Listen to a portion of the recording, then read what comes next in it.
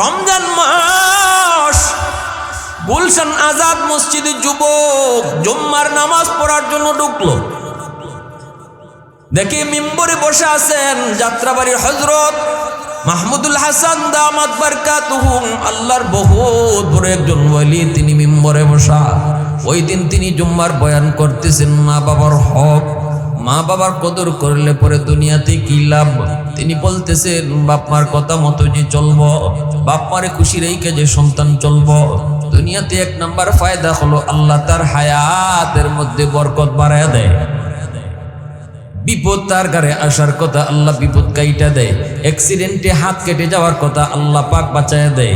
ঠাটা ফুইরা মরার কথা বাপ মার দোয়া পিছনে থাকলে আল্লাহ ঠাটা ফালাইয়া মারে না। তকদিরে লেখা থাকলেও দোয়ার কারণে আল্লাহ তকদির ফালতায় দেয়। আর একটু আওয়াজ দেখুন সুবহানাল্লাহ। দোয়া তকদির ফালতাই দিতে পারে। আল্লাহ রসুল বলছেন বাপমার দোয়া যদি থাকে তাহলে তার বিপদ যদি লেখাও থাকে আল্লাহ বাপমার দোয়ার উসিলায় বিপদ কাটিয়ে দেয়। দুই নম্বর, রিজিকের ভিতরে আল্লাহ বরকত বাড়ায়। ছোট ব্যবসাও যদি হয় বরকত আল্লাহ বাড়ায় দেয়। রুজি যদি কম হয় আল্লাহ বরকত বাড়ায় দেয়। তিন নম্বর ফায়দা হলো আল্লাহ পাক রব্বুল আলামিন তার সন্তানকে মানুষ বানায়। চার নাম্বার হলো আল্লাহ পাক তারে দুনিয়াতে মক্কা মদিনা জিয়ারত করায়। সুবহানাল্লাহ। মক্কা মদিনা আল্লাহ তারে জিয়ারত করায়। ভাইরা বন্ধুরা, যখন আল্লাহর ওলি এই বয়ানটা করতেছেন, আর যদি বাপ মারে কেউ কষ্ট দেয় তাহলে কি হয়? রেদার রাব্বি ফি রেদাল ওয়ালিদাইন ওয়া সাকাতুর রাব্বি ফি সাকাতিল ওয়ালিদাইন। বাপ মা খুশি থাকলে আল্লাহ খুশি। রসুল বলেন বাপ মা নারাজ হলে আল্লাহ নারাজ। এই কথাগুলো যখন তিনি এইভাবে করেন, কারণ আল্লাহর ওলিদের ভাঙ্গা ভাঙ্গা কথা দিলের মধ্যে বহুত বড় আসর করে। যুবকের কলিজার মধ্যে এমন ভাবে তীরের মতো যায় লাগতেছে, যুবক কাঁদতেছে। মসজিদে ঢুকে যুবক কাঁদতেছে আল্লাহর ওলির কথাগুলি শুই না, আর মনে মনে ভাবতেছে কই হুজুর তো মনে হয় আমাকেই সব কইতেছেন, সব কথাগুলি যেন আমাকেই লক্ষ্য করে। নামাজের ভিতরে যুবক কান্দে আর আল্লাহর কাছে কই মালিক আমি এত বড় পাপী, মারে বাবারে যে সন্তান কষ্ট দেয়, সে যত বড় নামাজি হয়, যত বড় গাজী হয়, হাজি হয়, যত বড় মুজাহিদ হয়, বাপার বদুয়া থাকলে কোনোদিন সে জান্নাত পাবে না। আল্লাহ বলবেন তোর নামাজ এক জায়গায় রাখ, তোর দান সদকা এক জায়গায় আটক, তোর হজ আটক, তোর উমরা আটক, তোর তসবিহ আটক। আগে বাবার মামলা তুই ডিসমিস কর, আগে মার মামলা ডিসমিস হোক। বাপ মার মামলা কান্দে লইয়া নামাজ লইয়া কোনোদিন জান্নাত পাওয়া যাবে না। বাপ মার মামলা কান্দে লইয়া কোনোদিন হজ উমরা লইয়াও জান্নাত পাওয়া যাবে। যুবক কান্দে আর কই আল্লাহ আমাকে সুযোগ দিবানি, আমি মার কাছে যাই মাপ চাবো, বাবার কাছে যাই আমি মাপ চাবো, আল্লাহ আমার সুযোগ দিবানি। যুবক নামাজ শেষ হওয়ার পর কান্দি সোজা বাড়িতে যায় নাই, বাসায় আর যায় নাই, সোজা চলে গেছে মার্কেটে। যাই মার জন্য একটা শাড়ি কিনলো, বাবার জন্য লঙ্গি কিনলো, বিভিন্ন রকমের ইফতারি লইয়া সে কুমিল্লার দিকে রওনা দেয়। দুইটা ফেরি পার হইয়া যাইতে যাইতে শহরে পৌঁছতে পৌঁছতে তারাবির নামাজ শেষ। এরপরে যুবক গ্রামে যাইব কেমন করে, রিক্সা তো লাগবে। এত রাতে শহরে কোনো রিক্সাও নাই, অনেক অনেক আগের কথা। যার কারণে যুবক কান্দি ডানে বামে ঘুরে, ডানে বামে যুবক ঘুরে। মানুষের কয় যুবক কান্দ কেন? কই অমুক গ্রামে যাইমো, কেমনে যাইমো আপনারা একটু কন। মানুষের কই যুবক এত রাতে তুমি কোনো গাড়ি ঘোড়া পাবা না, রিক্সাও পাবা না, কিছুক্ষণ করি আবার সেরি টাইম হয়ে যাবে। সব রিক্সাওয়ালা রিক্সা গ্যারেজ রাইকা সবাই কিন্তু ঘুমায় পড়ছে। কেউ পাবে না, কেউ পাবে না, কাউকে নিতে পারবা না। তবে মনে হয় একজন বুড়া মানুষ জীবন ভর রিক্সা চালায়, ওই মানুষটা রিক্সা চালায় চালায় গুজা হয়ে গেছে, বাঁকা হয়ে গেছে। আমি দেখেছি রাতের বেলাও সে রিক্সা টানে, কারণ তার টাকার বড় প্রয়োজন। গ্রামে শুনেছি তার বিবি বিছানায় পড়া, প্রতিদিন ওষুধ নিয়ে যাইতে হয়, এজন্য কষ্ট হলেও সে রিক্সা টানে। প্রচন্ড জোর তুফানে আমি দেখেছি সে রিক্সা টানে। মনে হয় এই লোকটারে শুধু তুমি পাইলে পাইতে পারো, আর কেউ তোমাকে এখন নিয়ে যাবে না। বলতেছি একদিন আমি দেখি আমার কলিং বেলে আওয়াজ, দরজা খুলে দেখি আমার বুড়া মা লাঠি বর দিয়া চলে এসেছে মানুষের কাছ থেকে আমার বাসার ঠিকানা লইয়া। দরজা খুলে আমি বলতেছি, মারি কেন তুমি আমার বাসায় আইছো? তোমার একটা চোখ নাই, দেখলে কত ভয় লাগে। আমার বউ যদি তোমাকে দেখি ভয় পাবে, কেন তুমি আইছো?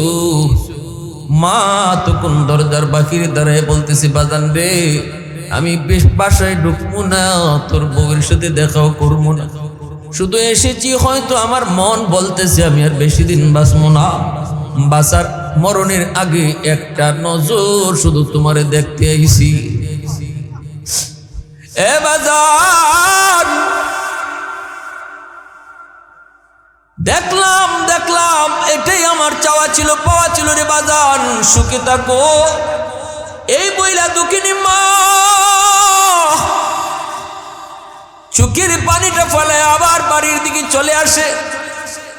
ওই যুবক বলতেছে, কিছুদিন পর আমার পাশের গ্রামে অনুষ্ঠান শেষ করে আমি চাইলাম মারে একটু দেখে আসি। আসলাম বাড়িতে, এসে দেখি দরজা লাগানো। মা কয়ে ডাকি, দরজা কেউ খুলে না। একটা মেয়ে দরজা খুলছে, কই সাহেব কারে চান? কই মা কই? তখনই কই, আপনি বুঝি বাড়ির সাহেব? বলে হ। কোথায় আমার মা? মেয়েটা কই, আপনার আম্মা আজ থেকে 1 সপ্তাহ আগে দুনিয়ার জগৎ ছেড়ে চলে গেছে। যাবার সময় আমার হাতে একটা চিঠি দিয়ে গেছে, আর কইছে কোনোদিন যদি আপনি আসেন গো, এই চিঠিটা যেন আমি আপনার হাতে দিই। এই যে নেন আপনার মার হাতের চিঠি। যুবক বলতেছে, আমি চিঠিটা হাতে নিলাম, চিঠিটা কইলে দেখি আমার মায় লেখছে, বাজান রে, কোন দিন মারে দেখতে আইবা জানি না, তোমার জন্য আমি আমার মা বাবা ভাই বোন সব ছেড়েছি, সব কিছু তোমার মুখের দিকে তাকাই আমি বিসর্জন দিয়েছি। জানি না কোন দিন মার খবর নিতে তুমি গ্রামে আসবা।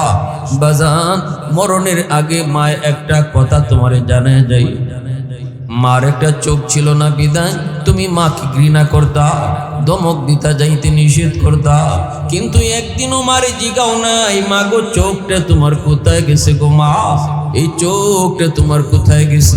আমি মাও তোমারে কোনোদিন নিজের থেকে বলি নাই, আজকে মরণের আগে চিঠির মাধ্যমে জানা গেলাম শিশুকালে তোমার টাইফয়েড জ্বর হয়েছিল, যেই জ্বরের কারণে তোমার একটা চোখ নষ্ট হয়ে গেছে।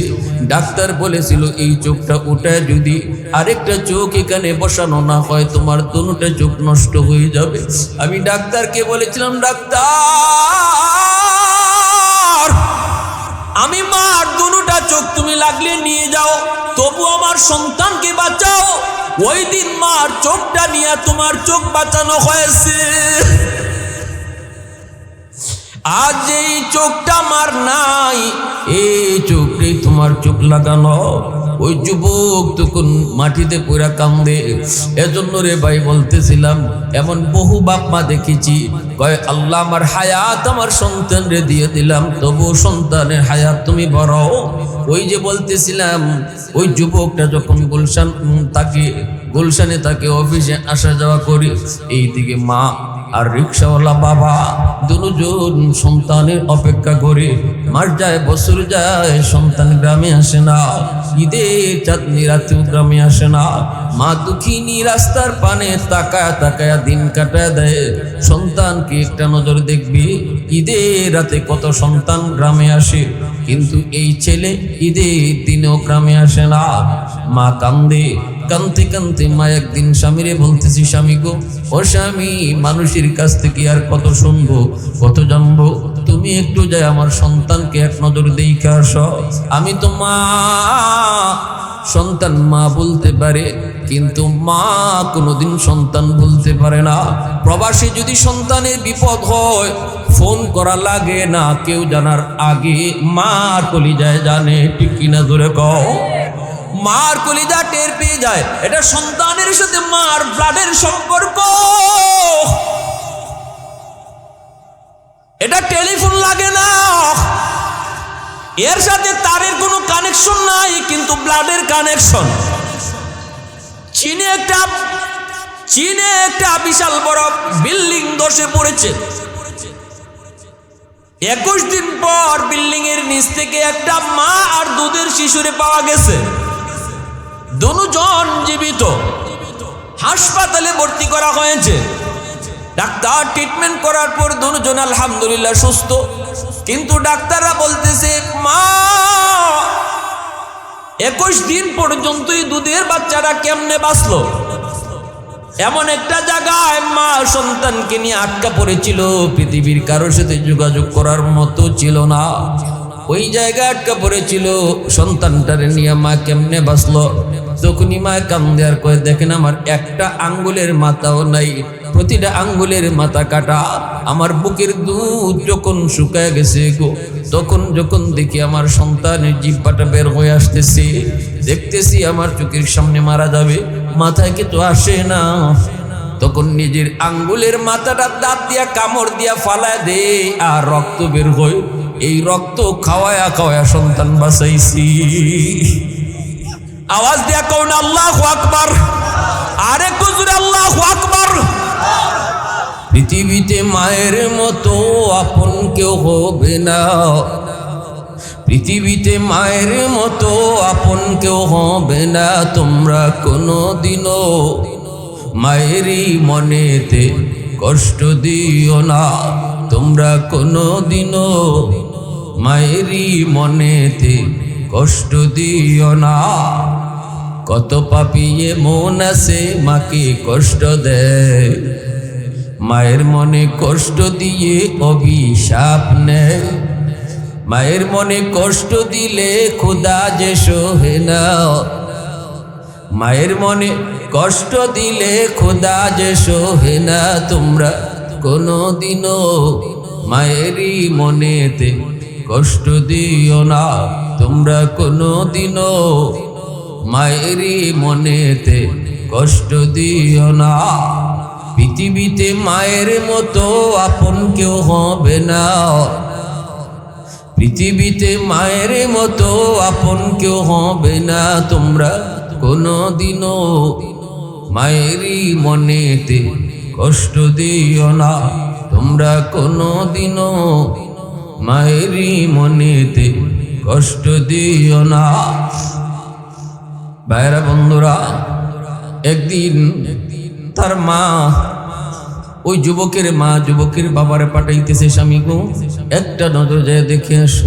আমি মা তো বলতে পারি না, 10 মাস 10 দিন আমি পেটে নিয়েছি, আমি কেমনে সন্তান ভুলবো? একটাবার নিজের চোখে যে দেখে আসো। এই কথা বলার পর স্বামী চলছে শহরে, ঠিকানা নিয়া দারোয়ান আটকায় দিছে অফিসের। কার সাথে দেখা করবেন? অমুকের সাথে। দারোয়ান কয়, ইনি তো আমাদের অফিসের হেড বস, বসের সাথে এইভাবে দেখা করা যায় না, পারমিশন লাগে, আপনি একটু এই জায়গায় দাঁড়ান, আমি বসের পারমিশন নিয়ে আসি। এই বইলা দারোয়ান চলে গেল।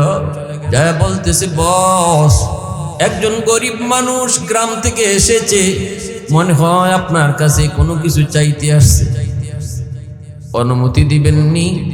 এমনি ছেলে কয়, আমি সিসি ক্যামেরা একটু দেখে নি।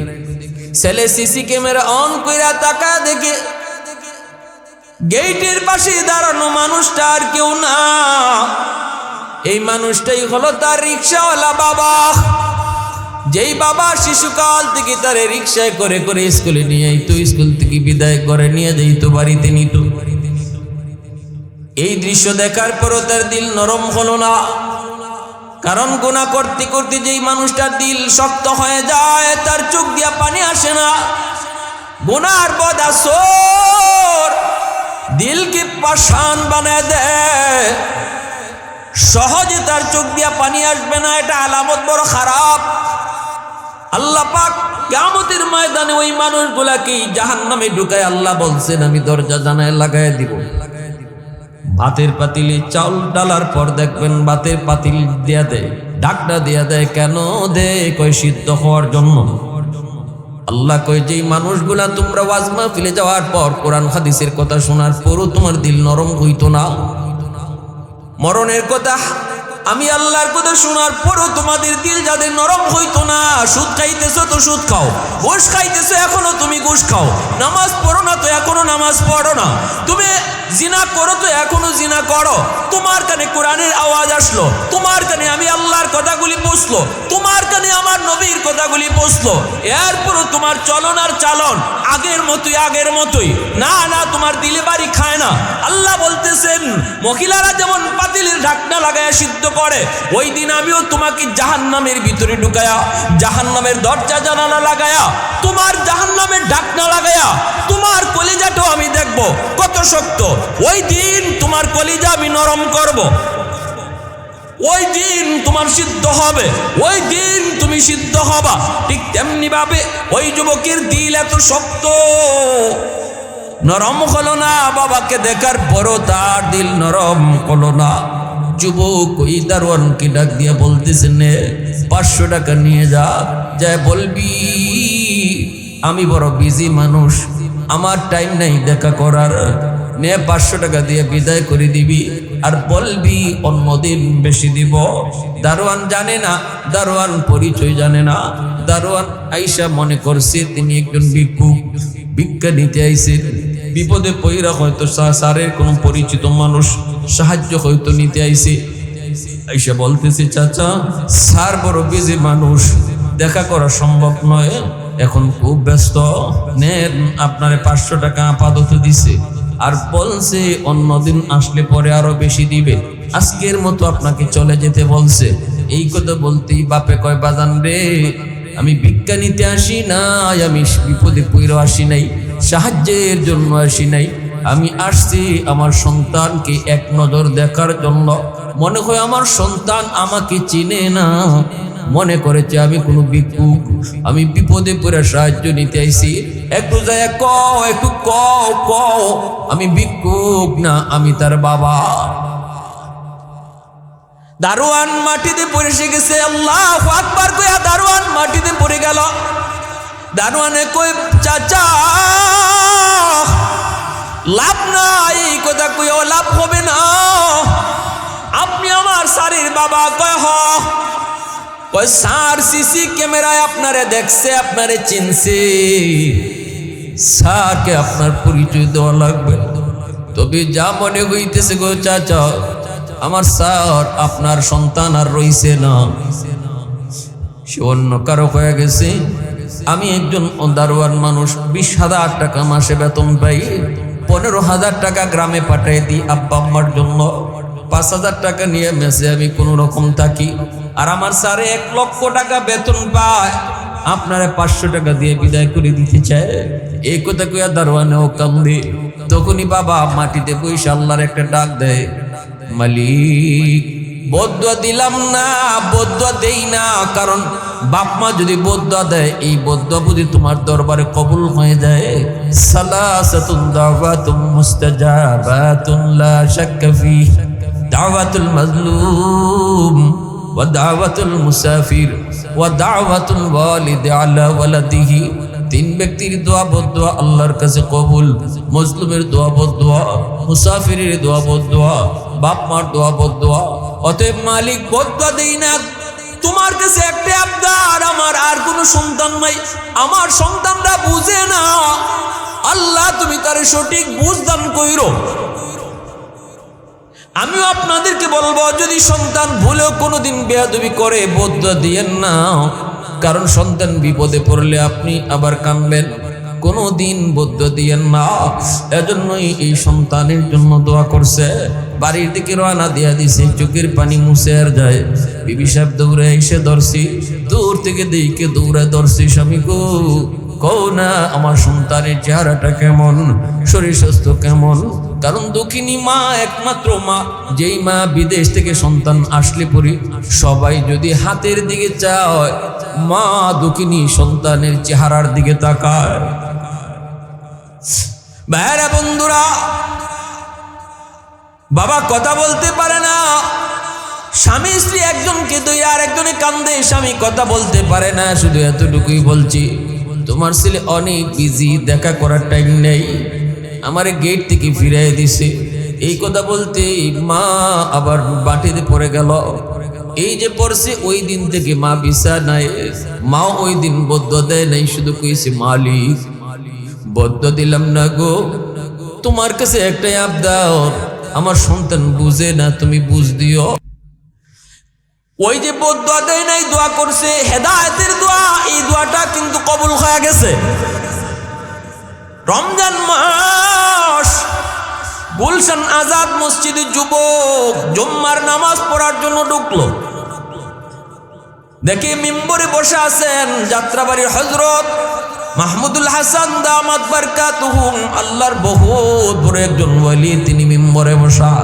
ওই দিন তিনি জুম্মার বয়ান করতেছেন মা বাবার হক, মা বাবার কদর করলে পরে দুনিয়াতে কি লাভ। তিনি বলতেছেন বাপ মার কথা মতো যে চলবো, বাপ মারে খুশি রেখে যে সন্তান চলবো, দুনিয়াতে এক নাম্বার ফায়দা হলো আল্লাহ তার হায়াতের মধ্যে বরকত বাড়ায় দেয়।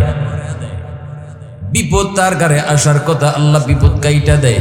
অ্যাক্সিডেন্টে হাত কেটে যাওয়ার কথা, আল্লাহ পাক বাঁচায় দেয়। ঠাটা ফুইরা মরার কথা, বাপ মার দোয়া পিছনে থাকলে আল্লাহ ঠাটা ফালাইয়া মারে না। তকদিরে লেখা থাকলেও দোয়ার কারণে আল্লাহ তকদির ফাল্টায় দেয়। আর একটু আওয়াজ দেখুন সুবহানাল্লাহ। দোয়া তকদির ফাল্টাই দিতে পারে। আল্লাহ রসুল বলছেন বাপমার দোয়া যদি থাকে তাহলে তার বিপদ যদি লেখাও থাকে, আল্লাহ বাপমার দোয়ার উসিলায় বিপদ কাটিয়ে দেয়। 2 নম্বর, রিজিকের ভিতরে আল্লাহ বরকত বাড়ায়। ছোট ব্যবসাও যদি হয় বরকত আল্লাহ বাড়ায় দেয়। রুজি যদি কম হয় আল্লাহ বরকত বাড়ায় দেয়। 3 নম্বর ফায়দা হলো আল্লাহ পাক রব্বুল আলামিন তার সন্তানকে মানুষ বানায়। 4 নম্বর হলো আল্লাহ পাক তারে দুনিয়াতে মক্কা মদিনা জিয়ারত করায়। সুবহানাল্লাহ। মক্কা মদিনা আল্লাহ তারে জিয়ারত করায়। ভাইরা বন্ধুরা, যখন আল্লাহর ওলি এই বয়ানটা করতেছেন, আর যদি বাপ মারে কেউ কষ্ট দেয় তাহলে কি কয়? রেদার রব্বি ফি রেদাল ওয়ালিদাইন ওয়া সাকাতুর রব্বি ফি সাকাতিল ওয়ালিদাইন। বাপ মা খুশি থাকলে আল্লাহ খুশি। রসুল বলেন বাপ মা নারাজ হলে আল্লাহ নারাজ। এই কথাগুলো যখন তিনি এইভাবে করেন, কারণ আল্লাহর ওলিদের ভাঙ্গা ভাঙ্গা কথা দিলের মধ্যে বহুত বড় আসর করে। যুবকের কলিজার মধ্যে এমন ভাবে তীরের মতো যায় লাগতেছে, যুবক কামতেছে। মসজিদে ঢুকে যুবক কামতেছে আল্লাহর ওলির কথাগুলি শুই না, আর মনে মনে ভাবতেছে কই হুজুর তো মনে কয় আমাকেই সব কইতেছেন, সব কথাগুলি যেন আমাকেই লক্ষ্য করে। নামাজের ভিতরে যুবক কান্দে আর আল্লাহর কাছে কই মালিক আমি এত বড় পাপী, মারে বাবারে যে সন্তান কষ্ট দেয়, সে যত বড় নামাজি হয়, যত বড় গাজী হয়, হাজি হয়, যত বড় মুজাহিদ হয়, বাপার বদুয়া থাকলে কোনোদিন সে জান্নাত পাবে না। আল্লাহ বলবেন তোর নামাজ এক জায়গায় রাখ, তোর দান সদকা এক জায়গায় আটক, তোর হজ আটক, তোর উমরা আটক, তোর তসবিহ আটক। আগে বাবার মামলা তুই ডিসমিস কর, আগে মার মামলা ডিসমিস হোক। বাপ মার মামলা কান্দে লইয়া নামাজ লইয়া কোনোদিন জান্নাত পাওয়া যাবে না। বাপ মার মামলা কান্দে লইয়া কোনোদিন হজ উমরা লইয়াও জান্নাত পাওয়া যাবে। যুবক কান্দে আর কই আল্লাহ আমাকে সুযোগ দিবানি, আমি মার কাছে যাই মাপ চাবো, বাবার কাছে যাই আমি মাপ চাবো, আল্লাহ আমার সুযোগ দিবানি। যুবক নামাজ শেষ হওয়ার পর কান্দি, সোজা বাড়িতে যায় নাই, বাসায় আর যায় নাই, সোজা চলে গেছে মার্কেটে। যাই মার জন্য একটা শাড়ি কিনলো, বাবার জন্য লঙ্গি কিনলো, বিভিন্ন রকমের ইফতারি লইয়া সে কুমিল্লার দিকে রওনা দেয়। 2টা ফেরি পার হইয়া যাইতে যাইতে শহরে পৌঁছতে পৌঁছতে তারাবির নামাজ শেষ। এরপরে যুবক গ্রামে যাইব কেমন করে, রিক্সা তো লাগবে। এত রাতে শহরে কোনো রিক্সাও নাই, অনেক অনেক আগের কথা। যার কারণে যুবক কান্দি, ডানে বামে ঘুরে, ডানে বামে যুবক ঘুরে। মানুষের কয় যুবক কান্দ কেন? কই অমুক গ্রামে যাইমো। কেমনে যাইমো আপনারা একটু কন। মানুষের কই যুবক এত রাতে তুমি কোনো গাড়ি ঘোড়া পাবা না, রিক্সাও পাবা না। কিছুক্ষণ পরই আবার সেরি টাইম হয়ে যাবে। সব রিক্সাওয়ালা রিক্সা গ্যারেজে রাইকা সবাই কিন্তু ঘুমায় পড়ছে।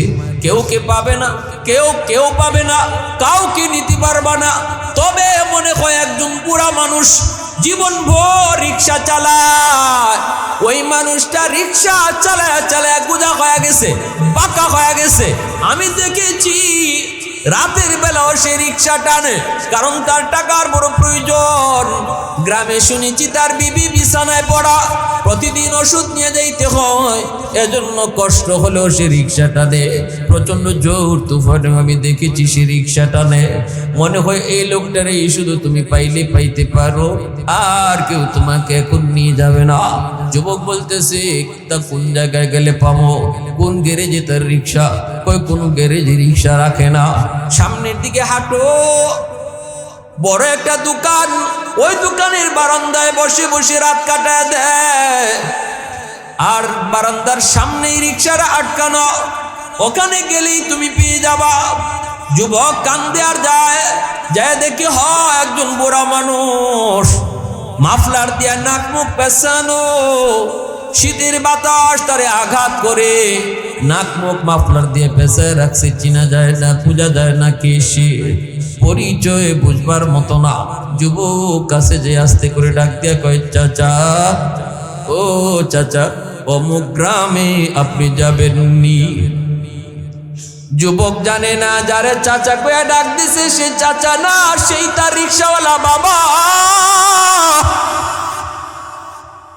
সন্তান যেই মাত্র কইছে যাবেননি অমুক গ্রামে, সাথে সাথে বাবায় সন্তানের কণ্ঠ বাবায় চিনে ফেলেছে।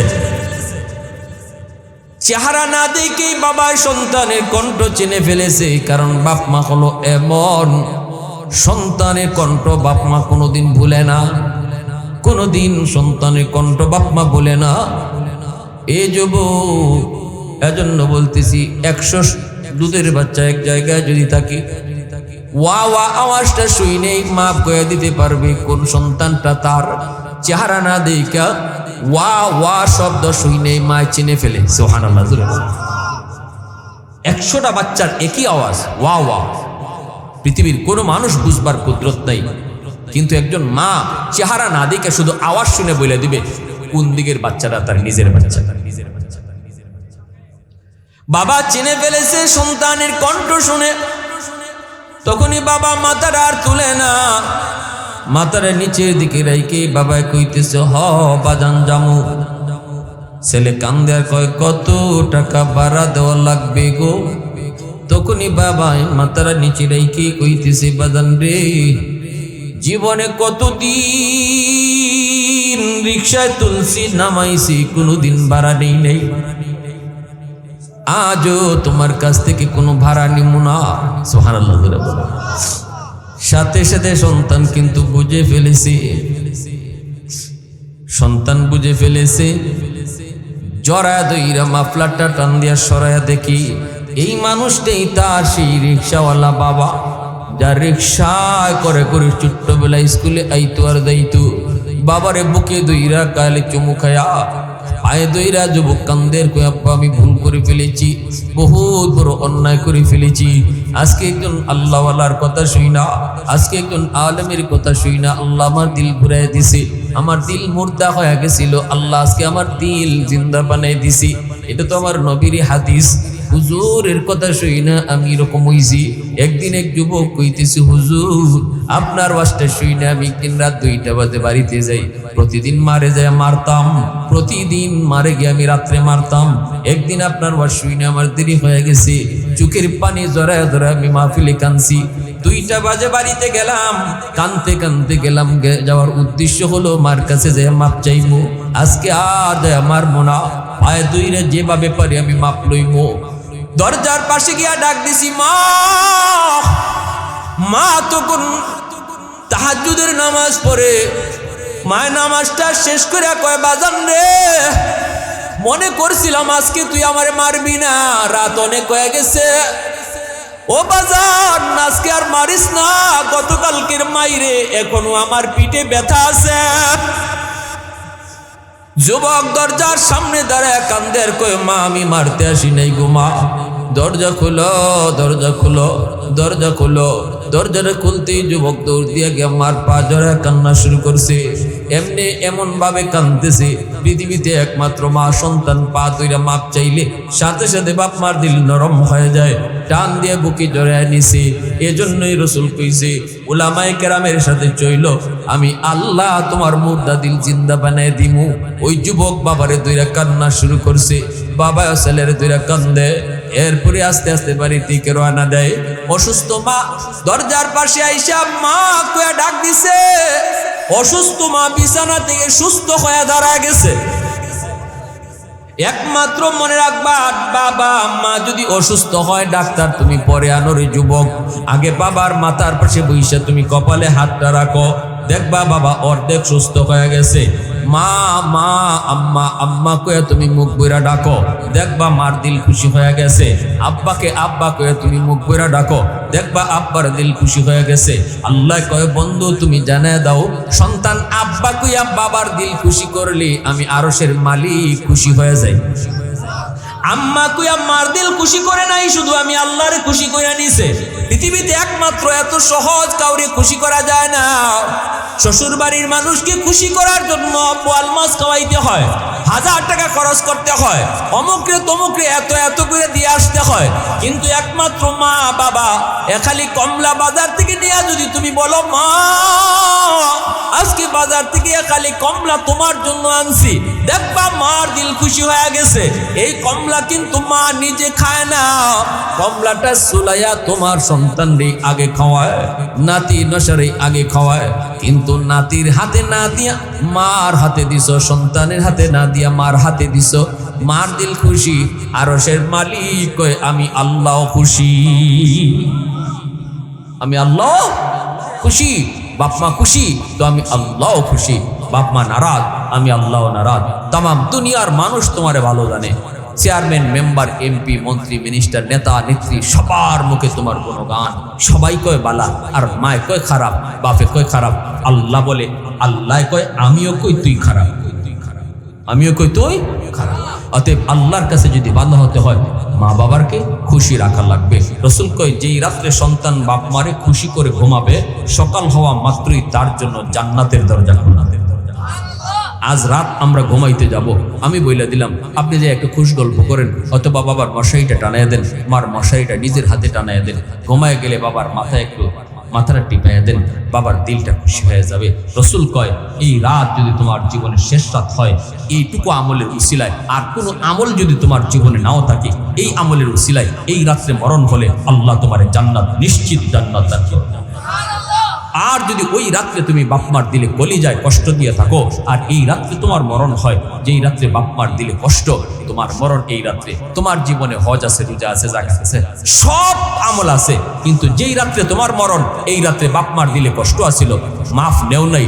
আল্লাহ রাসূল কয় জাহান্নাম থেকে বাঁচাইবার কোনো কুদরত তোমার নাই, নিশ্চিত তুমি জাহান্নাম। এবার আপনারা বলতে পারেন হুজুর বাপমা যদি আমাদের উপরে জুলুম করে, বাপমা যদি অন্য নজরে দেখে, সব সন্তানদের এক নজরে না দেখে, তাহলেও কি আমি ভালো আচরণ করব?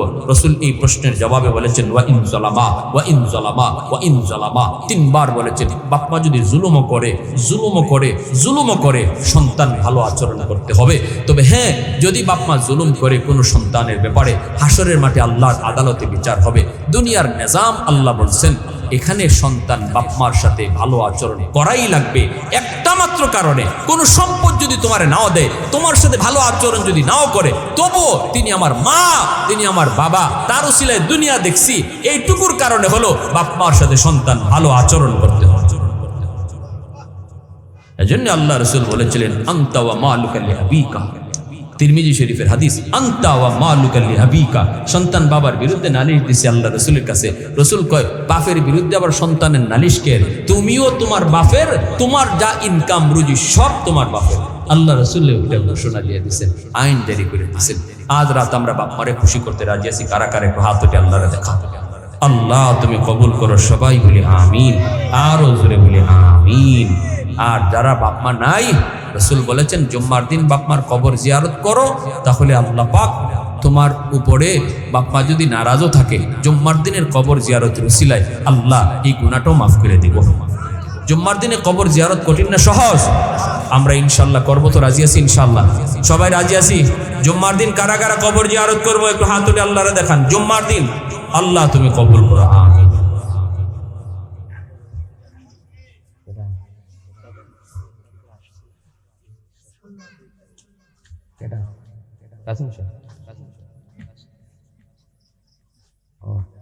ওয়াহিদুজ্জামান মাসুদ সাহেব না, আলহামদুলিল্লাহ তিনি চলে আসছেন, উনি একটু কথা বলবেন।